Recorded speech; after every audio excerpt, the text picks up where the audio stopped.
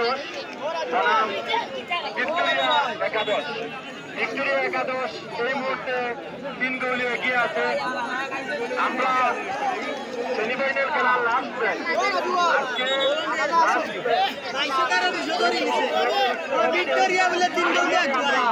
Final খেলার জন্য আমরা দিন নির্ধারণ করে আমরা দর্শকদেরকে জানিয়ে দেবো ইনশাআল্লাহ আমাদের খেলায় আমাদের নেতা 5 আসনের কান্ডারি আগামীতে দানের শীষ যদি দল ওনাকে দেয় আমরা উনি আসলে দানের শীষ প্রত্যাশী। আমরা মনে করি প্লেয়ার চেঞ্জ হবে, দল যদি ওনাকে মূল্যায়ন করে। আপনারা দেখতে পাচ্ছেন ওনারই সহযোগিতায় আজকে জকিগঞ্জে ইতিহাস সৃষ্টি হয়েছে।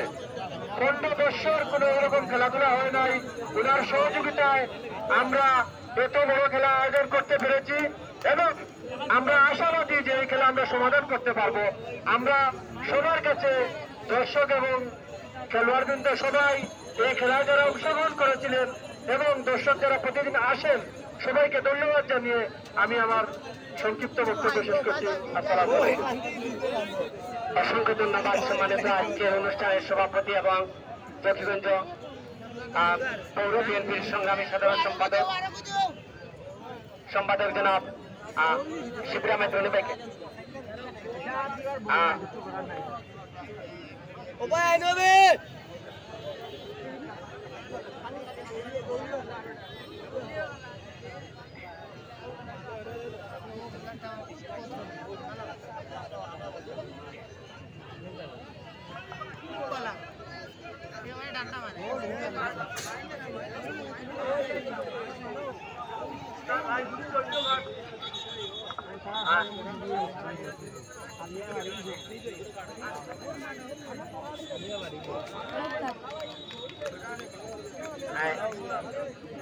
পর্যায়ে আমি জনাব জাহাঙ্গীর শাহ হেলাল সাহেবকে আমি যেহেতু সময় স্বল্প আমরা হয়তো সবাইকে সময় দিতে পারবো না বলে আমরা আন্তরিকভাবে দুঃখ প্রকাশ করছি। জনাব জাহাঙ্গীর হেলাল সাহেবকে।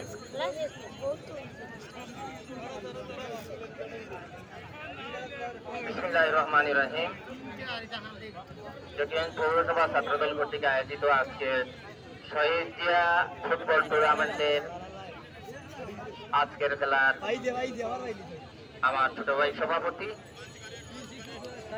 মঞ্চে উপস্থিত আজকের প্রধান অতিথি তারুণ্যের অহংকার সিলেট জেলা বিএনপির যুগ্ম সাধারণ সম্পাদক জনাব সিদ্দিকুর রহমান পাবলু, উপস্থিত রয়েছেন বিএনপি যুবদল ছাত্রদল স্বেচ্ছাসেবক দল শ্রমিক দলের নেতৃবৃন্দ, উপস্থিত রয়েছেন কিরামতি ভাইয়েরা, আসসালামু আলাইকুম।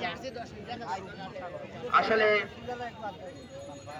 তারুণ্যের জয়যাত্রা আজকের এই টুর্নামেন্ট এটা প্রমাণ করে সারা জকিগঞ্জে যে আলোড়ন সৃষ্টি হয়েছে এই ফুটবল টুর্নামেন্টে।